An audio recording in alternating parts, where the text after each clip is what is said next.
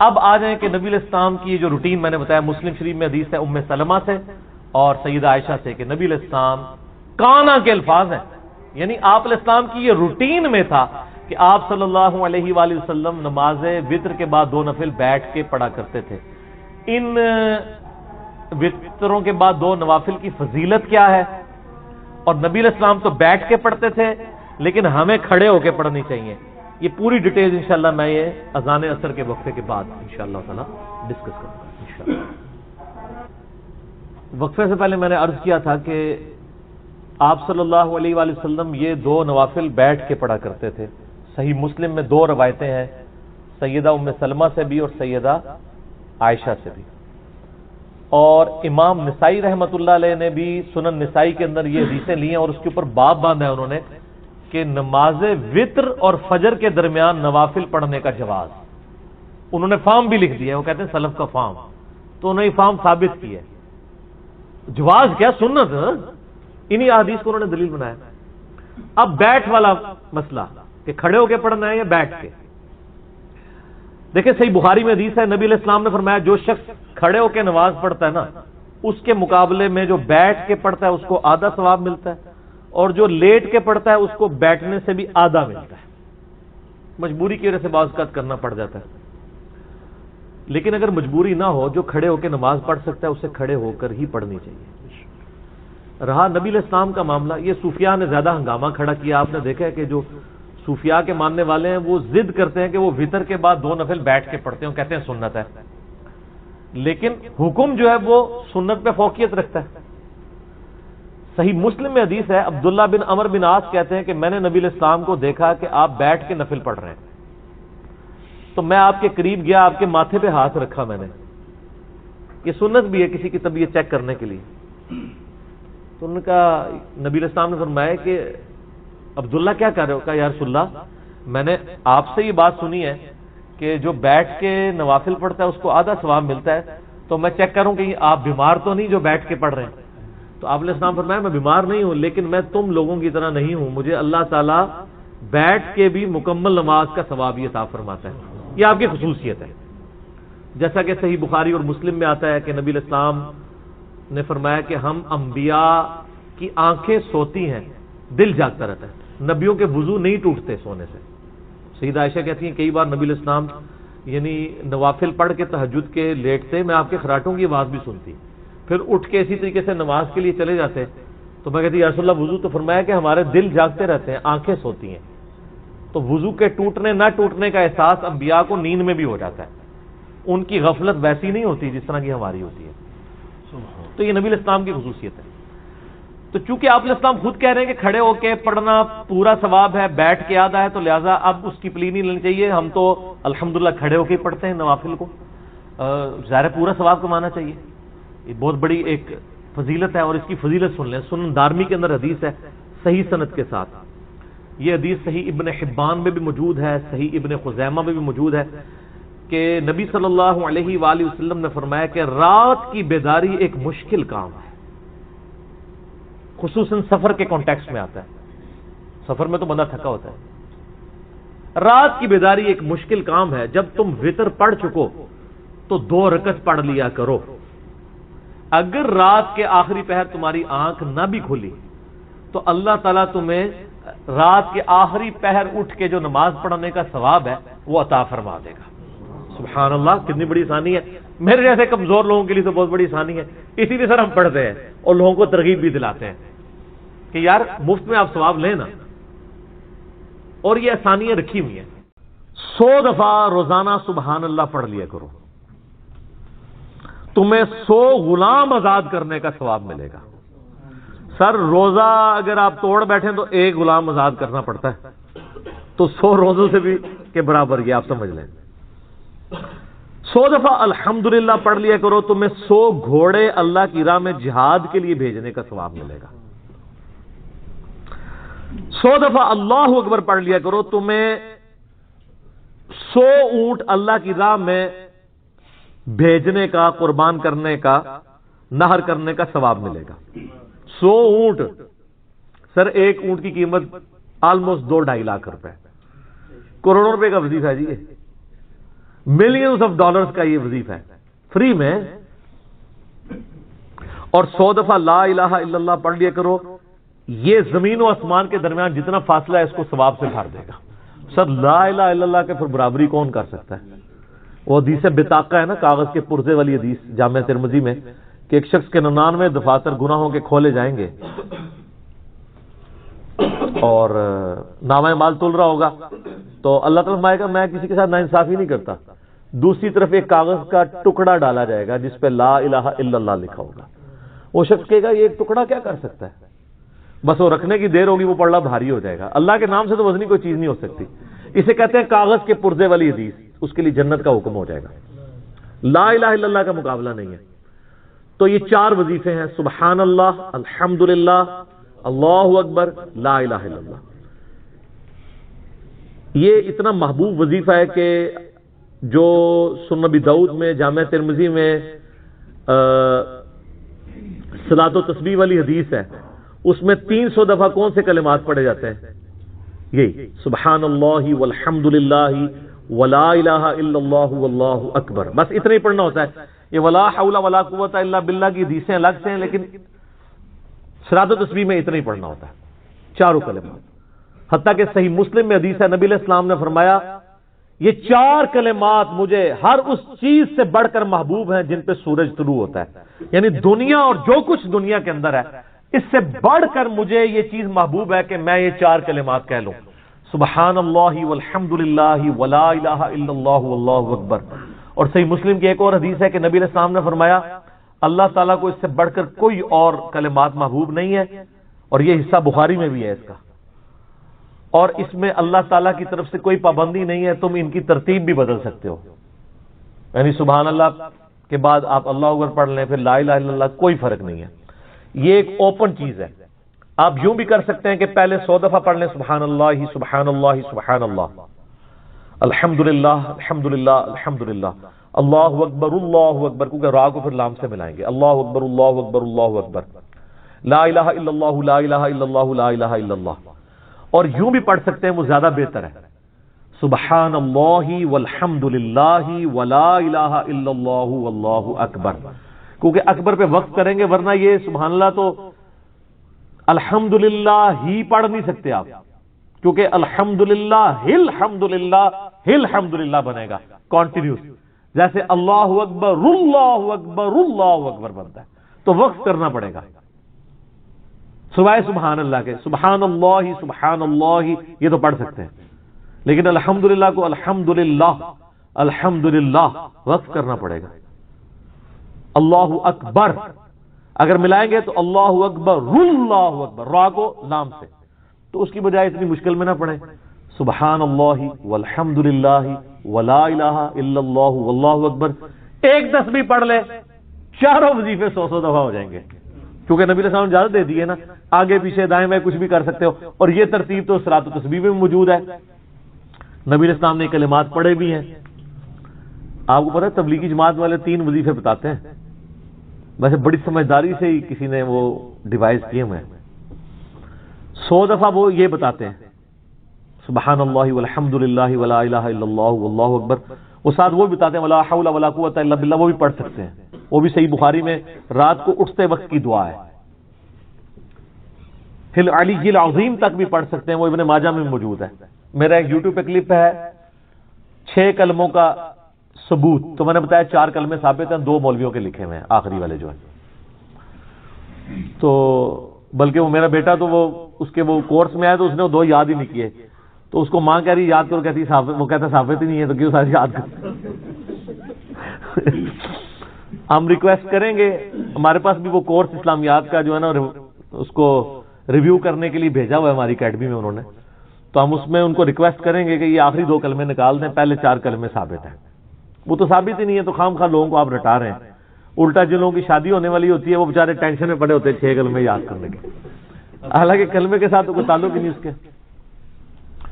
تو یہ جو صلاۃ و تسبیح کے اندر بھی پڑھا جاتا ہے، لیکن اس میں لا حول ولا قوت الا باللہ نہیں، وہ تو لادہ سے بخاری مسلم میں حدیث ہے کہ جنت کے خزانوں میں سے ایک خزانہ ہے لا حول ولا قوت الا باللہ، تو آپ پڑھنا چاہتے ہیں ضرور پڑھیں، اس میں وظیفے کے طور پہ آپ پوری تسبیح اس کی پڑھ لیں بے شک۔ تو تبلیغ جماعت والے یہ بتاتے ہیں 100 دفعہ درود شریف بتاتے ہیں اور 100 دفعہ استغفار بتاتے ہیں. تو بہت انٹلیکچوئل چیز ہے. یہ وظیفہ اتنا کمال ہے کہ آپ کے ہر فرض نماز کے بعد یہ وظیفہ نبی علیہ السلام نے مشروع کیا ہے. مسلم شریف میں حدیث ہے ہر فرض نماز کے بعد یہ وظیفہ پڑھنے والا کبھی نامراد نہیں جاتا.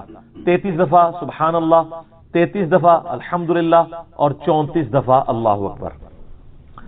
اور ایک حدیث میں ہے مسلم شریف کی کہ جو پڑھے 33 دفعہ سبحان اللہ، 33 دفعہ الحمدللہ، 33 دفعہ اللہ اکبر اور 100 کا عدد پورا کرنے کے لیے پڑھ لے لا الہ الا اللہ وحدہ لا شریک لہ لہ الملک ولہ الحمد وہو علی کل شیء قدیر.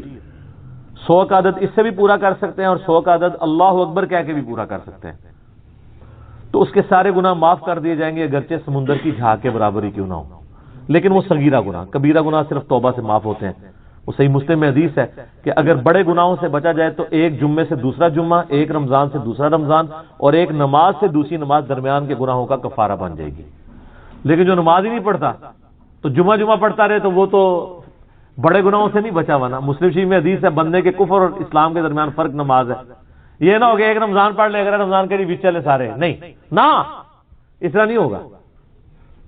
تو یہ وظیفہ اتنا کمال ہے. بخاری مسلم دونوں میں حدیث ہے کچھ غریب صحابہ حضور کے پاس ہے، یا رسول اللہ ہر مقابلے میں ہم برابری کر لیتے ہیں امیر اصحاب کی. وہ روزے رکھتے ہیں ہم بھی روزے رکھ لیتے ہیں، وہ نمازیں پڑھتے ہیں ہم بھی نمازیں پڑھ لیتے ہیں، وہ جہاد کرتے ہیں ہم بھی جہاد کر لیتے ہیں. ایک معاملے میں آ کے ہم مارے جاتے ہیں. قرآن میں بار بار ہے اللہ کی راہ میں خرچ کرو، ہم تو خود ہی غریب ہیں. تو آپ ہمیں کوئی اس کا حل تجویز کریں. تو آپ فرمایا میں تمہیں ایک ایسی چیز بتاتا ہوں کہ تم ان کی برابری کر لو گے. تم ہر فرض نماز کے بعد 33 دفعہ سبحان اللہ، 33 دفعہ الحمدللہ، 34 دفعہ اللہ اکبر پڑھ لیا کرو. یہ بخاری مسلم دونوں میں. کچھ دنوں کے بعد پھر وہ حاضر ہوئے. یا رسول اللہ وہ تو امیر صحابہ کو بھی پتہ چل گیا، وہ بھی یہی کچھ پڑھ رہے ہیں. اب ہم کیا کریں؟ تو اسی تک لو جناب، تو اسی گرین کارڈ دے تے بلو کارڈ دے چکر پہ ہو، دنیا دے آخرت کے نہیں. صحابہ کرام آخرت کے بلو اور گرین کارڈ کی بات کرتے تھے. تو نبی علیہ السلام مسکرائے. آپ نے فرمایا ذالک فضل اللہ یؤتی من یشاء، یہ اللہ کا فضل ہے، میں تو اللہ کا فضل نہیں روک سکتا. ٹھیک ہے نا. تو ظاہر گیون سرکمسٹانسز اللہ کے دیے ہوئے ہیں، اس کے اندر آپ بیسٹ پرفارم کرنے کی کوشش کریں. اللہ کے فضل کو تو کوئی روک نہیں لگا سکتا نا. کوئی یہ نہیں کہہ سکتا کہ جی وہ یعنی تیرے ہوتے جنم لیا ہوتا کیوں نہیں ہوا. ہو سکتا ہے ابو جہل ہی ہوتا. تو جس حال میں اللہ نے رکھا ہے اسی کو آپ بہتر سمجھیں. تو اس طرح کی کئی احادیث ہیں جو ان وظیفوں کو سپورٹ. اچھا مسلم شریف میں ایک حدیث میں یہ بھی آیا کہ 10 دفعہ سبحان اللہ، 10 دفعہ الحمدللہ اور 10 دفعہ اللہ اکبر. اگر کسی کے پاس ٹائم تھوڑا ہے نا تو فرض نماز کے بعد یہ بھی پڑھ سکتا ہے. 10 دفعہ بھی وظیفہ یہ والا کیا جا سکتا ہے. ایک بڑی رکت انگیز حدیث ہے. ہمارے یوسف بھائی نے اس پہ کلپ بھی بنایا ہے صفین کی راتوں میں. بخاری مسلم دونوں میں حدیث ہے. مولا علی علیہ السلام خود روایت کر رہے ہیں. وہ کہتے ہیں کہ نبی علیہ السلام کو جب اللہ نے کشادگی دی، کچھ غلام آپ کو گفٹ ملے، تو میں نے فاطمہ سے کہا کہ تم پورا دن گھر کی صفائی کرتی ہو، چکی چلاتی ہو، اس کی وجہ سے ان کے ہاتھ پہ بھی نشان بن گئے تھے. اس طریقے سے سامان اٹھا کے لاتی تھی تو وہ رسی کے نشان یہاں پڑے ہوئے تھے. تو نبی علیہ السلام سے جا کے جو ہے وہ ایک غلام ڈیمانڈ کر لیتے ہیں جو ہمیں ذرا ہیلپ آؤٹ کر دے گا. جب سب کو مل رہا ہے تو ہمیں بھی مل جائے گا. تو سیدہ فاطمہ حاضر ہوئی. یہ حدیث بخاری میں بھی ہے، مسلم میں بھی ہے. تو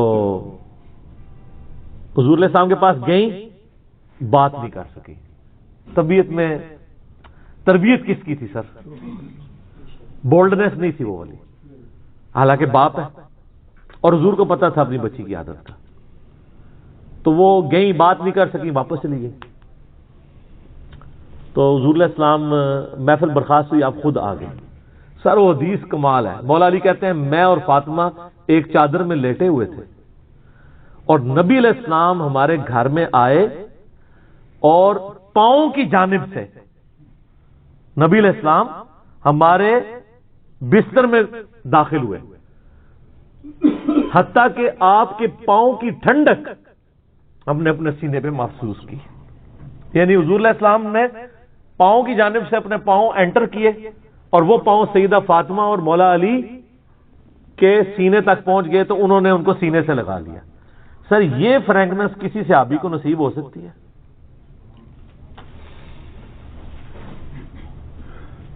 تو آپ نے فرمایا وہ فاطمہ تم آئی تھی، کوئی کام تھا؟ سیدہ فاطمہ سے پھر بھی بات نہیں نکلی. تو حضرت علی کہتے ہیں میں نے نا پھر کہا یا رسول اللہ وہ میں نہیں بھیجا تھا، پورا دن کام کرتی ہے. آپ کی بیویاں کہتی ہیں ہماری کوئی ذمہ داری نہیں ہے. یہ بھی تو بیوی تھی نا. بخاری مسلم میں حدیث ہے جنتی عورتوں کی سردار ہے فاطمہ سلام اللہ علیہا. تو میں نے غلام کے لیے عرض کیا تھا یہ تھک جاتی ہے ہمیں ہیلپ آؤٹ کر دے گا. آپ نے صاحب فرمایا میں تمہیں سے بہتر نا چیز عطا کروں. کہ یا رسول اللہ عطا کریں. یعنی آپ لوگ تو سمجھ رہے ہوں گے کہ غلام مانگا تو شاید ایک گھوڑا بھی ساتھ گفٹ مل جائے گا. ان کا جب رات کو بسترے پہ جانے لگو نا تو 33 دفعہ سبحان اللہ، 33 دفعہ الحمدللہ اور 34 دفعہ اللہ اکبر پڑھ لیا کرو. یہ تمہارے لیے اس غلام سے بھی بہتر ہے. یعنی سارے دن کی تھکاوٹ اتر جائے گی. سر یہ بہت بہترین وظیفہ ہے. تو اچھا یہ حدیث مولا علی پوری زندگی سنایا کرتے تھے کیونکہ حضرت فاطمہ اور مولا علی کی ایک محبت بڑی مثالی تھی. پھر لوگ بھی جو ہے نا وہ مولا علی سے پوچھا کرتے تھے وہ فاطمہ والی حدیث تسبیح فاطمہ، اسے تسبیح فاطمہ اسی لیے کہا جاتا ہے. تو یہ حدیث جب بیان کی مولا علی نے تو آگے نے تابعین نے پوچھ لیا، بخاری مسلم دونوں میں ہے کہ حضرت علی کہتے ہیں کہ وہ دن ہے آج کا دن ہے میں نے کبھی یہ وظیفہ چھوڑا نہیں ہے. سر استقامت تو خود مل جاتی ہے. جس کے بسترے میں جا کے نبی علیہ السلام وظیفہ سکھا رہے ہوں تو وہ پوری زندگی اس واقعے کو کبھی بھول سکتا ہے کہ مجھے خود آ کے میرے بسترے میں آ کے اور حتیٰ کہ آپ کے قدم مبارک میرے سینے سے لگے تھے اس حال میں حضور نے مجھے یہ تحفہ دیا ہے، وہ تحفہ کوئی بھلا سکتا ہے؟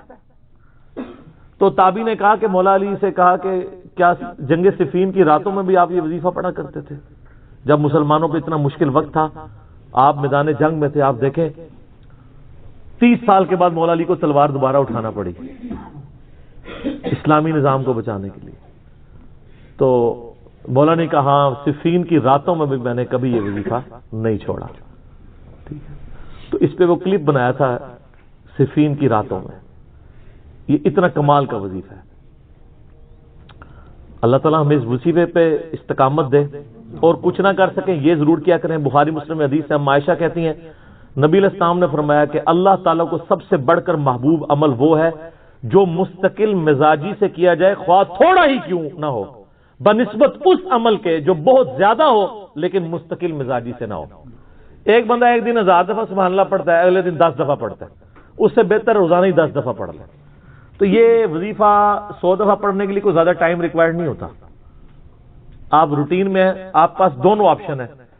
الگ الگ کر کے پڑھ لیں تب بھی ٹھیک ہے، ایک ہی دفعہ میں پڑھ لیں سبحان اللہ والحمد للہ ولا الہ الا اللہ واللہ اکبر تب بھی درست ہے. اور فرض نماز کے بعد تو اور کوئی وظیفہ، ایک آیت الکرسی والا وظیفہ اور یہ تسبیح فاطمہ والا وظیفہ اور تکبیر بلند کرنا، استغفار پڑھنا، اللہم انت السلام منک السلام، سارے اذکار اس میں لکھے ہوئے. چند ایک وظائف تو ضرور پڑھیں اور اس میں یہ والا وظیفہ کبھی نہ چھوڑیں. یہ بہت ایکسٹرا آرڈنری وظیفہ ہے. وَلَنَبْلُوَنَّكُمْ بِشَيْءٍ مِّنَ الْخَوْفِ وَالْجُوعِ وَنَقْصٍ مِّنَ الْأَمْوَالِ وَالْأَنفُسِ وَالثَّمَرَاتِ.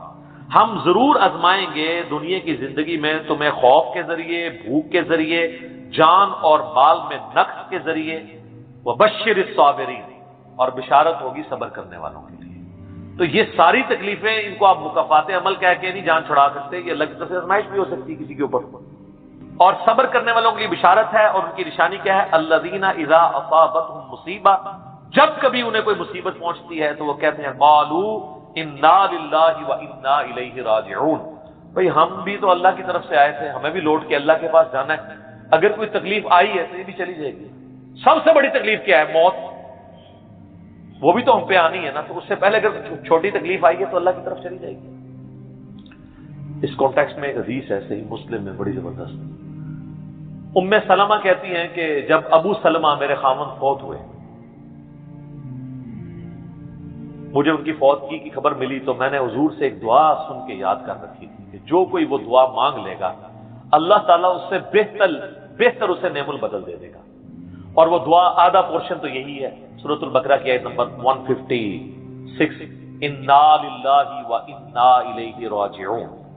اس کے بعد ہے اللہم اجرنی، یہ جھٹکے سے ملے گا، اللہم اجرنی، حمزہ آ گیا، اللہم اجرنی فی مصیبتی واخلف لی خیرا منہا، اے اللہ مجھے اس مصیبت میں اجر عطا فرما اور میرے لیے اس سے بہتر نعم البدل کر دے. تو کہتی ہیں کہ نبی علیہ السلام نے فرمایا تھا جو یہ دعا مانگ لے گا نا تو اللہ تعالیٰ اس کی کمپنسیشن فرما دے گا، اسے بہتر نعم البدل دے گا. کہتے ہیں میں نے دعا تو کی، پھر میں یہ سوچتی تھی کہ میرے خامن جیسا تو کسی کا خامن نہیں ہوگا، ابو سلمہ جیسا خامن مجھے کیسے مل سکتا ہے. تو جب عدت پوری ہوئی تو نبی علیہ السلام نے پیغام کا نکاح کا پیغام بھیج دیا، ام المومنین بن گئی. اور یہ ہماری وہ ماں ہے جو سب سے آخر میں فوت ہوئے ہیں 64 ہجری میں، واقعہ کربلا کے بھی 3 سال بعد. تو اس دعا کی یہ دعا یاد رکھیں. چھوٹی موٹی بھی کوئی بھی تکلیف، کوئی بچوں کو موچتی ہے گھر میں، کسی کو زخم لگتا ہے، ٹھوکر لگ جاتی ہے، کوئی مالی نقصان ہو جاتا ہے، فوراً یہ دعا. اور میں نے الحمدللہ 20 دفعہ یہ دعا آزمائی ہے. وقتی طور پہ تو فیل ہو رہا ہوتا ہے کہ یار کوئی مسئلہ خراب ہو گیا، لیکن اس کے بعد اسی شر کے اندر خیر چھپی ہوئی ہوتی ہے، وہ مل جاتی ہے. اس آپ دعا کو یاد رکھیں اور صبح شام جو چھوٹی موٹی کوئی خبریں بھی آپ کو ملتی رہتی ہیں نا، اس کے اوپر آپ یہ دعا پڑھتے رہیں. یہ آپ کے لیے ایک بہت بڑا وظیفہ ہے انشاءاللہ تعالی. نیک لوگوں کو جو تکلیفیں آتی ہیں نا دنیا میں، وہ ان کے درجات کو بلند کرنے کے لیے آتی ہیں. اور یہ اللہ تعالیٰ نے بڑی سختی کے ساتھ سورۃ العنکبوت کے اندر نا صحابہ کرام کو ایڈریس کر کے نا یہ فلسفہ کلیئر کیا ہے. آیت نمبر 2 اور 3 کے اندر احسب الناس ان یترکوا ان یقولوا آمنا وهم لا یفتنون، کیا لوگ اس گمان میں ہیں کہ انہیں صرف اس بات پہ چھوڑ دیا جائے گا کہ وہ ایمان لے آئے اور ہم ان کی آزمائش نہیں کریں گے؟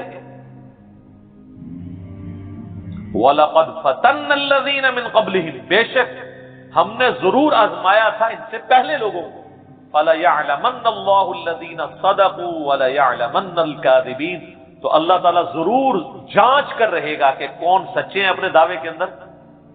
کس دعوے میں کہ غلامی رسول میں موت بھی قبول ہے، اور کون صرف نعرہ بازی کر رہے ہیں. اللہ تعالیٰ ان کو ظاہر کر کے رہے گا، جانچ کے. تو یہ اللہ تعالیٰ نے اپنا اصول رکھا ہے، یونیورسل ٹروتھ. اس کانٹیکسٹ میں صحیح بخاری میں ایک حدیث ہے، صحابہ کرام نے جب کافروں کی تکلیفوں کا ذکر کیا نا حضور سے، تو آپ نے فرمایا صبر کرو، اللہ کی قسم تم سے اگلے لوگوں کو زمین میں گاڑا جاتا تھا، سر کی مانگ پہ آرا رکھا جاتا تھا اور کہا جاتا تھا کہ اسلام چھوڑ دو، اور وہیں ان کے 2 ٹکڑے کر دیے جاتے تھے، وہ اپنے دین پہ قائم رہتے تھے. لوہے کی کنگیاں ان کے گوشتوں پہ پھیری جاتی تھی حتیٰ کہ ہڈی تک پہنچ جاتی تھی، تب بھی وہ اپنے دین پر ثابت قدم رہے. تو نبی علیہ السلام نے اپنے صحابہ کو اگلے لوگوں کی یہ تکلیف گنوائی. تو اب وہ جو اتنی تکلیفیں کاٹتے رہے وہ کوئی مکافات عمل نہیں ان کے لیے ہوا، آزمائش تو ہوئی ہے نا جی. تو نیک اور برے لوگوں کے اعتبار سے ڈفرنٹ ہے، یہ ذہن میں رکھیے گا. بخاری اور مسلم کی متفق علیہ حدیث ہے، نبی علیہ السلام نے فرمایا مسلمان کو کوئی بھی تکلیف پہنچتی ہے، دکھ درد بیماری، کوئی اندیشہ کہتے ہیں ذہنی ٹینشن کو صرف کہ یہ نہ ہو جائے، حتیٰ کہ اس کے پاؤں میں کانٹا بھی چبھ جائے، تو اللہ تعالیٰ اس کے بدلے میں اس کے گناہوں کو معاف کر دیتا ہے. اور مسلم شریف میں ڈیٹیل ہے کہ جب یہ سورۃ النساء کی آیت نمبر 123 نازل ہوئی نا کہ چھوٹے سے چھوٹے اعمال کا بدلہ بھی ملے گا، چھوٹی سے چھوٹی نیکی کا بھی، تو صحابہ پریشان ہو گئے. ان کا یا رسول اللہ ہم تو یہ تو سارے پکڑے جائیں گے، کس طریقے سے کوئی بندہ پرفیکٹ ہو سکتا ہے؟ تو حضور نے فرمایا پریشان ہونے کی ضرورت نہیں ہے. مسلمان کو جو دنیا میں تکلیفیں اور بیماریاں آتی ہیں نا، وہ اس کی ان غلطیوں کا کفارہ بن جاتی ہیں. حتیٰ کہ جامعہ ترمذی میں ابو داؤد میں ایک حدیث ہے، نبی علیہ السلام نے فرمایا کہ دنیا میں سب سے زیادہ تکلیفیں انبیاء کو آتی ہیں. تو کیا انبیاء پہ مکافات عمل ہو رہا ہوتا ہے؟ نعوذ باللہ. اس کے بعد ان پہ آتی ہیں جو ان کے بعد اللہ تعالیٰ کو سب لوگوں سے بڑھ کے محبوب ہوتے ہیں. آپ نے صحابہ کا بھی نام نہیں لیا، فرمایا جو بھی، وہ اس زمانے میں بھی ہو سکتا ہے، آج کے زمانے میں بھی، کیونکہ بعض صحابہ تو ایسے ہیں جنہوں نے کفر کی زندگی میں بھی موج کی ہے اور اسلام کی زندگی میں موج کی ہے، وہ تکلیفوں سے گزرے ہی نہیں. اچھا، اور پھر فرمایا اس کے بعد وہ لوگ ہیں جو اس کے بعد اللہ کو سب سے بڑھ کر محبوب ہوتے ہیں، حتیٰ کہ انسان پہ تکلیفیں آتی رہتی ہیں اور اس کی موت کا وقت آ جاتا ہے اور اللہ تعالیٰ اسے پاک و صاف کر کے دنیا سے اٹھا لیتا ہے۔ یہ جو لوگ کہتے ہیں نا یار وہ موت کے وقت فلانے کے ساتھ، یار وہ احمد دیدار صاحب 9 سال تک قومے میں رہے ہیں، اتنی اسلام کی انہوں نے خدمت کی، ہزاروں عیسائیوں کو مسلمان کیا، لاکھوں مسلمانوں کے ایمان کی حفاظت کا سبب اللہ نے ان کو بنایا، لیکن وہ 9 سال تک قومے کی حالت میں رہے، 1996 سے لے کے 2005 تک۔ تو کوئی کچھ کہتا تھا جی وہ عیسائی بھی ان کو کہتے تھے دیکھو جی اس کو بدوا لگی اور یہ وہ کیا گستاخ ہے، یہ وہ ہے۔ تو یہ تو کوئی طریقہ نہیں ہے۔ اس طریقے سے جنید جمشید صاحب جب شہید ہوئے تو آپ دیکھ لیں ان کے مخالفین نے ان کے بارے میں کیا بات کی، اور سر صحابہ کرام کو تو رومن امپائر کی بیٹل فیلڈ کے اندر تیل کے کڑاؤں میں روسٹ کیا گیا، تو آپ کیا کہیں گے نعوذ باللہ ان کے ساتھ یہ کچھ ہو گیا؟ ابو عبیدہ ابن جرح، معاذ ابن جبل لاڈرے ترین اصحاب ہیں، طاعون کے مرض میں شہید ہوئے ہیں، اور طاعون میں اتنے بڑے بڑے پھوڑے جسم کے اوپر نکلتے ہیں۔ آپ تو سمجھتے ہیں کہ صحابہ کرام جو ہے وہ بڑے سکون سے بیٹھتے ہوں گے اور پھر کلمہ پڑھتے ہوں گے، ساتھ ہی ایسے روح پرواز کر جاتی ہوگی۔ حضرت حمزہ ابن عبد المطلب کا مسلح ہوا ہے، سید الشہداء ہیں۔ حضرت حسین علیہ السلام کے ساتھ جو کچھ کربلا میں ہوا ہے، تو نیک بندوں اور عام بندوں کے اعتبار سے اس کا حکم ڈفرنٹ ہے۔ نیک بندوں کے درجات بلند ہوتے ہیں۔ حسین ابن علی سے اتنی بڑی قربانی نے اللہ نے لی کہ قیامت والے دن ان کو جنتی نوجوانوں کا جو سردار ہونا ہے اس کو جسٹیفائی کیا جائے کہ آؤ جی حسین جیسی ہے کسی قربانی، بنا دینا ہے سردار، آ جاؤ لے کے آؤ۔ کوئی کھڑا ہو سکتا ہے؟ ابھی تک 15 سال میں تو نہیں کوئی دعویٰ کرے گا کھڑا ہونے کا۔ تو اللہ تعالیٰ نیکیوں کو جسٹیفائی بھی کرواتا ہے، وہ مکافات عمل نہیں ہو رہا ہوتا۔ نیک لوگوں کے لیے ڈفرنٹ ہے، ان کے درجات بلند ہوتے ہیں، اور باقی عام لوگوں کے لیے یہ ہے کہ ان کے لیے بھی آپ نہیں کہیں گے کہ ان پہ عذاب ہے، یا اللہ کی طرف پلٹنے کا ذریعہ ہے، یا ان کے گناہوں کا کفارہ ہے۔ یہ آپ نے کسی پہ نہیں کہنا اس کے اوپر لعنت پڑ گئی، اس کے اوپر یہ ہو گیا، اس کے اوپر یہ ہو گیا، یہ آپ کو کسی نے رائٹ نہیں دیا۔ یہ بہت بڑا ظلم ہے۔ ایک طرح کے معاملات ہوئے ہوتے ہیں دونوں کے ساتھ۔ اب آپ دیکھ لیں سنیوں میں سے کوئی جیل میں جاتا ہے تو شیعہ کہتے ہیں دیکھا جی مکافات عمل ہے، شیعہ میں سے کوئی جاتا ہے سنی کہتے ہیں مکافات عمل ہے۔ تو یہ آپ جو مرضی، اور اپنوں کے لیے کہتے ہیں آزمائش ہے۔ تو یہ آج کی ڈیٹ میں آپ نے سب کے لیے آزمائش ہی کہنا ہے، ورنہ یہ مسئلہ بالکل خراب ہو جائے گا۔ اللہ ہی اللہ ہے جی، اللہ تعالیٰ سے خیر مانگنا چاہیے، اللہ تعالیٰ کی طرف رجوع لانا چاہیے۔ اس حوالے سے بخاری اور مسلم دونوں میں حدیث ہے، میں اب آپ کو تھوڑے وظیفے بھی بتا دوں نا۔ ظاہر آزمائشیں تو ہر بندے پہ آتی ہیں، اللہ کی طرف رجوع بھی لانا چاہیے۔ ان آزمائشوں سے نکلنے کا طریقہ کیا ہے؟ بخاری اور مسلم دونوں میں حدیث ہے، نبی صلی اللہ علیہ وآلہ وسلم کے بارے میں انس بن مالک کہتے ہیں کہ نبی علیہ السلام کی اکثر دعا یہی ہوا کرتی تھی، اللہم ربنا آتنا فی الدنیا حسنہ وفی الآخرۃ حسنۃ وقنا عذاب النار، آمین۔ یہ بخاری مسلم میں بھی ہے، سورۃ البقرہ کی آیت نمبر 201 ہے۔ اے اللہ ہمیں دنیا میں بھی بھلائیاں عطا فرما اور آخرت میں بھی بھلائیاں عطا فرما، اور آخرت کی سب سے بڑی بھلائی بھی ساتھ مانگ لی، وقنا عذاب النار، آگ کے عذاب سے ہمیں بچا دے، آمین۔ یہ اکثر آپ کی دعا ہوتی۔ اس کانٹیکٹ میں ایک حدیث ہے بڑی انٹرسٹنگ، صحیح مسلم میں، ایک صحابی بیمار ہوئے حتیٰ کہ بالکل ہڈیوں کا پنجر بن گئے، اور صحابہ کہتے ہیں چڑیا کی طرح ان کی جان ہو گئی۔ نبی علیہ السلام ان کی عیادت کے لیے گئے، آپ نے جب دیکھا آپ میں تو اللہ سے کیا مانگتا ہے؟ چنگا بندہ ٹرتا پھرتا بندہ جڑا منجی سے پی گیا اور بالکل ڈھانچہ پنجر بن گیا ہڈیوں کا۔ اس نے کہا یا رسول اللہ میں اللہ تعالیٰ سے یہ دعا کرتا ہوں کہ اے اللہ جو تو نے مجھے آخرت میں عذاب دینا ہے نا دنیا میں ہی دے دے، آخرت کا عذاب تو بہت سخت ہے، تو مجھے دنیا میں ہی وہ عذاب دے دے۔ نبی علیہ السلام نے سبحان اللہ، کیا تم دنیا میں بھی اللہ کی تکلیف برداشت کر سکتے ہو؟ اوے تجھے تو چاہیے تھا تو کہتا اللہم ربنا آتنا فی الدنیا حسنہ وفی الآخرۃ حسنۃ وقنا عذاب النار۔ یعنی آپ اللہ تعالیٰ کو معاذ اللہ کو فنیٹک سمجھتے ہیں کہ آپ کہیں گے اس نے عذاب تو ضرور دینا تو مجھے ادھر دے دے، اور یار اللہ سے اچھا ہی گمان رکھو۔ بخاری مسلم دونوں میں حدیث ہے، میں اپنے بندے کے گمان کے قریب ہوں جیسا میرے بارے میں گمان رکھے، بشرطے کہ کرتوت بھی ٹھیک کرے۔ تو سر ہم تو یہ کہتے ہیں اللہ ہم نہ تیری آزمائش کے قابل ہیں نہ تیرے عذاب کے قابل ہیں، ہمیں بلا حساب و کتاب ہی جنت میں داخل فرما دے، آمین۔ تو میں اپنے بندے کے گمان کے قریب، اچھا گمان رکھیں انشاءاللہ تعالی اینڈ رزلٹ بھی اچھا ہوگا.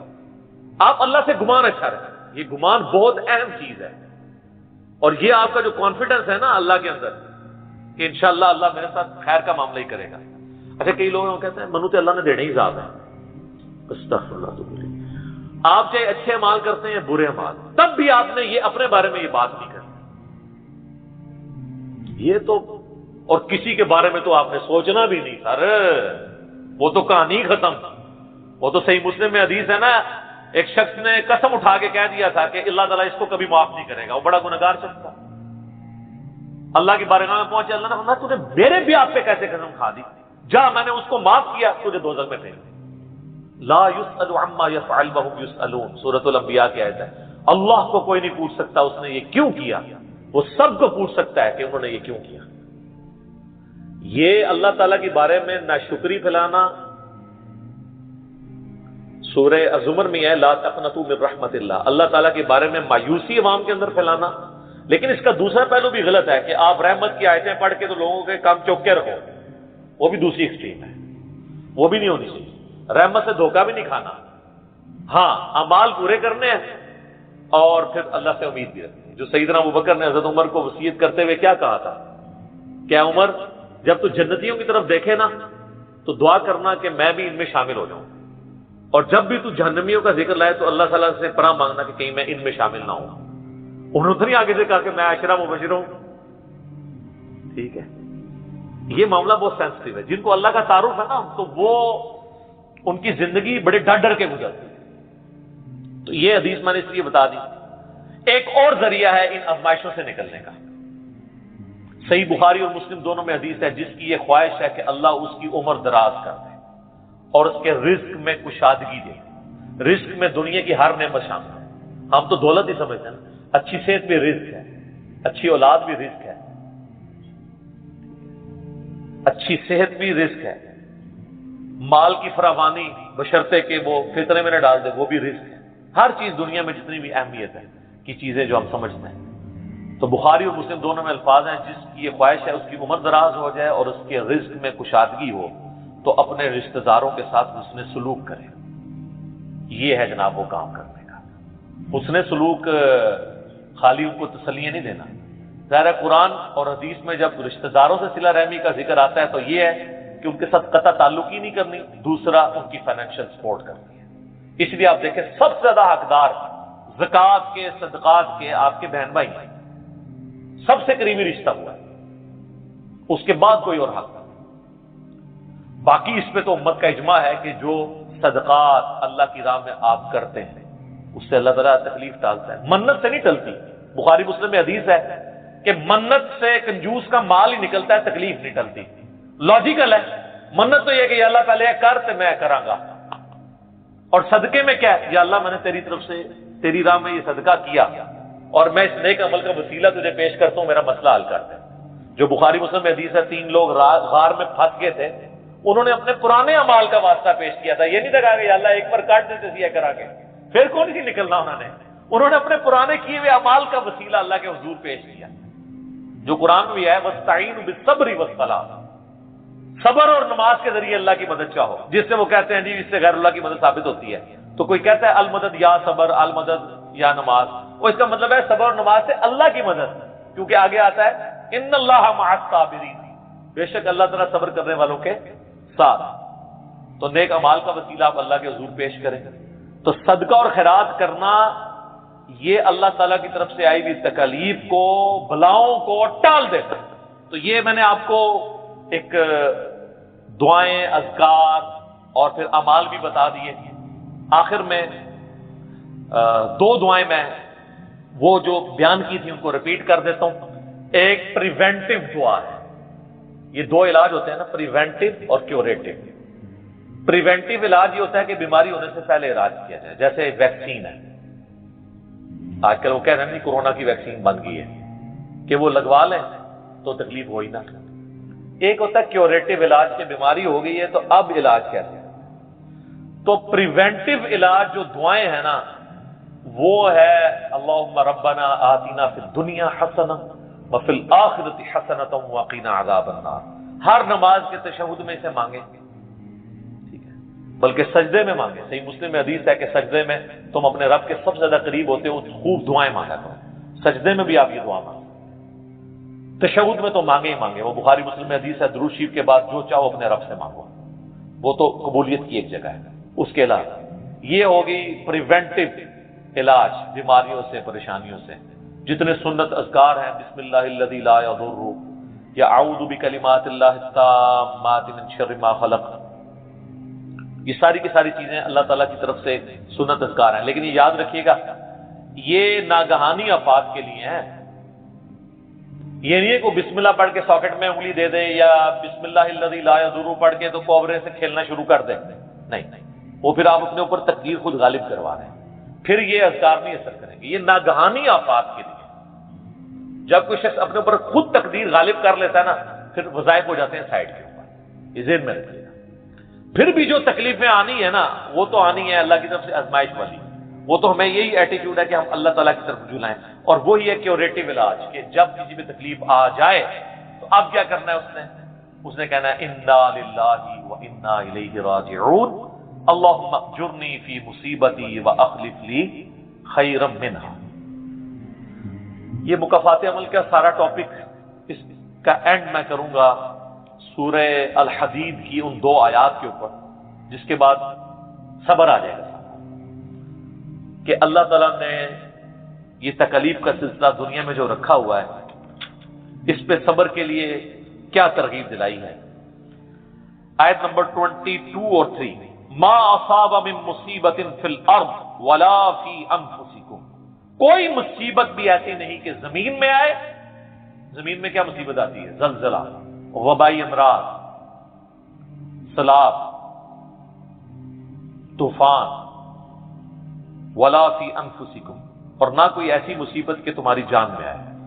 جان میں ہر طرح کی بیماری، کسی کو بلڈ کینسر ہو گیا، کسی کے گردے فیل ہو گئے، کسی کو ہیپاٹائٹس ہو گیا، تو اللہ فرماتا ہے الا فی کتاب من قبل ان نبرأھا، یہ ہم نے لوح محفوظ میں پہلے ہی لکھا ہوا ہے، اس سے پہلے کہ ہم یہ تکلیف بھیجیں۔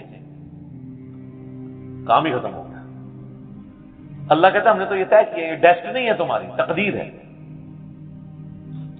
ان ذالک علی اللہ یسیر، یاد رکھنا یہ اللہ کے لیے بڑا احسان ہے، بہت آسان ہے۔ کوئی یہ بھی کہہ سکتا ہے کتنا ہو گیا، پہلے ہی اللہ کو پتا ہے، اللہ کے علم کے لیے آسان ہے۔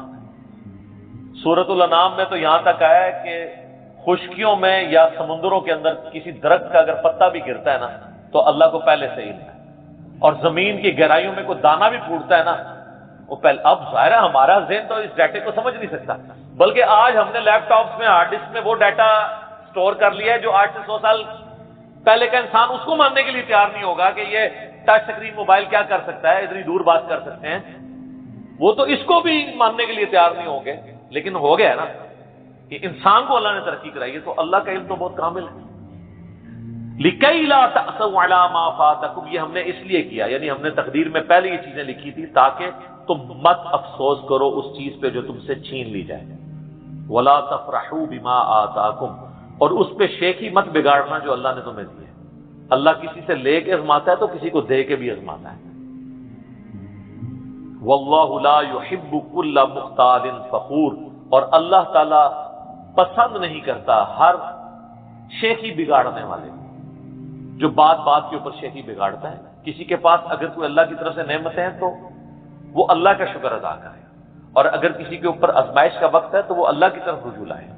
اس لیے تو نبی الاسلام نے فقر کی زندگی گزاری ہے سر۔ باقی نیک بندوں کے لیے درجات کی بلندی کا ذریعہ ہے آزمائشیں آنا، برے لوگ بھی اس اعتبار سے کہ میرے اعمال کی شامت اور میرے گناہ معاف ہو جائیں گے اور میں اپنی اصلاح بھی کر لوں۔